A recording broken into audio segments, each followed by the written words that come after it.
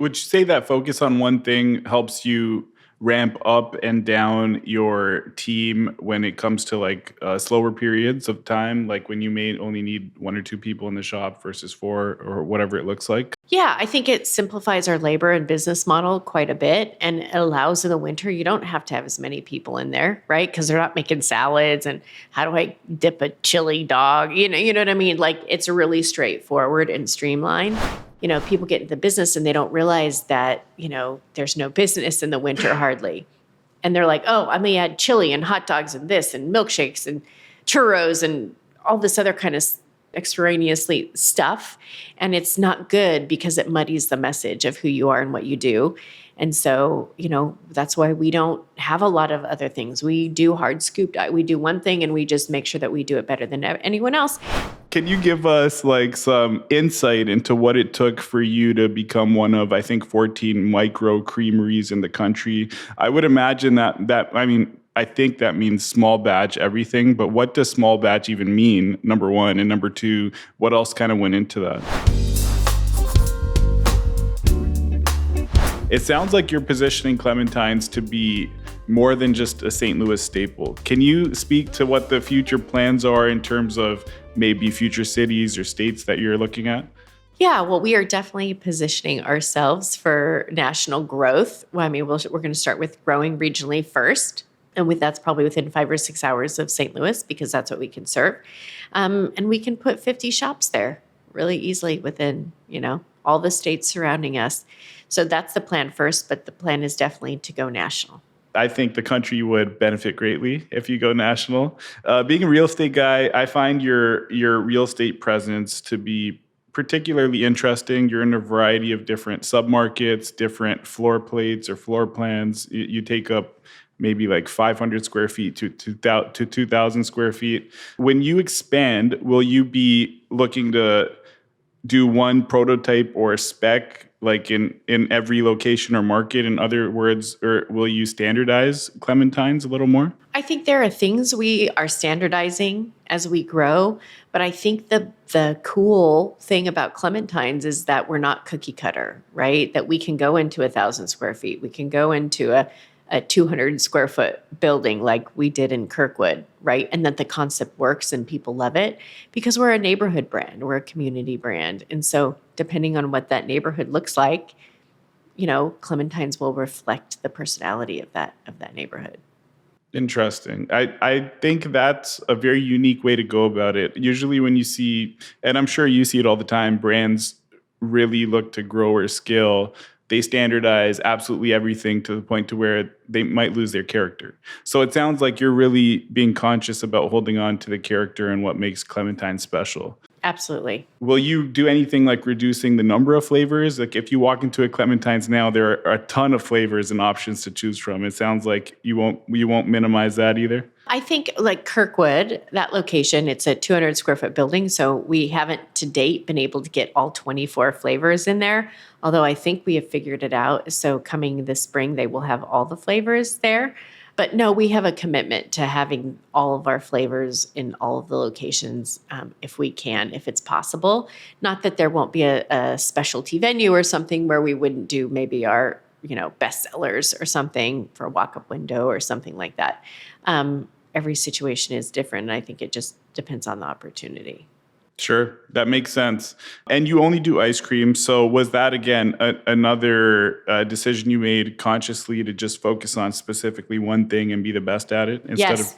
Do one thing and do it better than anybody else has always been my mantra. I think ice cream is hard because it's a seasonal business. And so in the winter, so many of us, again, and I said us because us too, suffer, right? Because people don't eat as much ice cream in the winter as they do in the summer.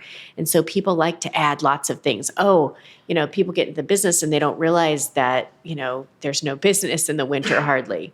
And they're like, oh, I'm going to add chili and hot dogs and this and milkshakes and churros and all this other kind of extraneously stuff. And it's not good because it muddies the message of who you are and what you do. And so, that's why we don't have a lot of other things. We do hard scoop. We do one thing and we just make sure that we do it better than anyone else. And then also it's not a distraction then. because we're really highly focused on making the best ice cream possible. And if I'm worried about doing all this other stuff, then that takes away the focus from the ice cream. And that's just not what I'm about. Would you say that focus on one thing helps you ramp up and down your team when it comes to like slower periods of time, like when you may only need one or two people in the shop versus four or whatever it looks like? Because they're only, for the most part, they only need to scoop ice cream. They don't need to learn or be trained on scooping ice cream and making milkshakes and whatever else. Yeah, I think it simplifies our labor and business model quite a bit, and it allows in the winter, you don't have to have as many people in there, right? Because they're not making salads and how do I dip a chili dog? You know what I mean? Like it's really straightforward and streamlined. And so I think that helps us a lot. And I think, it's good for the team too, because I think young people like to have focus and they like to know what their purpose is. And if you got a million different things coming at people, I don't think they appreciate it anymore. Going back to your wonderful product, I know you can't tell us what you put in the ice cream, but can you can you give us? If I tell you, I'll have to kill you. Can you give us like some insight into what it took for you to become one of, I think, 14 micro creameries in the country? I would imagine I think that means small batch everything, but what does small batch even mean, number one? And number two, what else kind of went into that? Sure. Well, let me back up and tell you what a micro creamery is. So I was at Penn State, and Penn State actually has ice cream college, believe it or not. And that was the first time that I heard that term micro creamery. And I was like, well, that's kind of cool. What is that? And they're like, oh, well, it's like microbrewery. So think microbrewery, but for ice cream. And I'm like, oh, okay. Like I get that. So in order to be a micro creamery, you have to be small batch, meaning a real person has to stand in front of a machine and make it. It's not made in some continuous freezer the size of a building, right? Where ingredients go in one end and they come out the other and it's finished. Like a real person stands in front of the ice cream and they machine and they spin the ice cream. So first it has to be small batch. Number two, everything in the ice cream has to be handcrafted. If there's a pie, cake, or cookie, we make it, bake it, put it in it, right?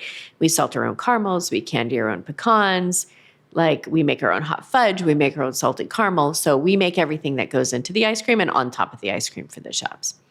Number three, the ice cream base has to be all natural. So there's no artificial anything in our dairy base, no artificial colors, flavors, fillers, emulsifiers, or anything that goes into our product. And then number four, in order to be a micro creamery, you have to have more than 16% butter fat in the product to be considered a micro creamery. So most ice creams in your other neighborhood shops and most stuff in the grocery store has about 10%, maybe 12%. As a micro creamery, you have to have more than 16%. So that's why when you taste our ice cream, you can have one bite and like 2 minutes later, you can still taste the flavor in your mouth. That's coming from the butterfat because it's coating your tongue and carrying the flavor. So super premium, super delectable, super tasty.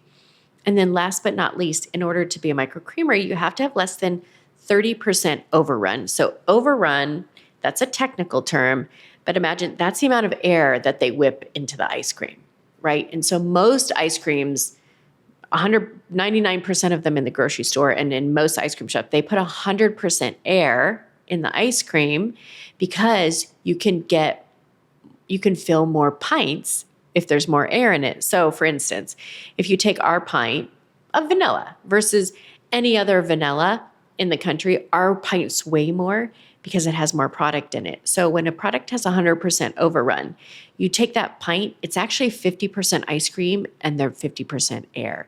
And they do that intentionally because you can use less product to fill up more pints. Or if you've ever been to an ice cream shop and you get it and it instantly melts all over, it's because it's full of air. It can't hold the structure. And so in order to be a micro creamery, that's why our ice cream is so dense and thick and rich. It's because we don't fill it with all that air because we don't think you should be eating air. We think you should be eating ice cream. And so being a micro creamery, it just sets us apart and it's such a super premium product that way. And that's when I heard that term and what it meant, I was like, that's what I want to do.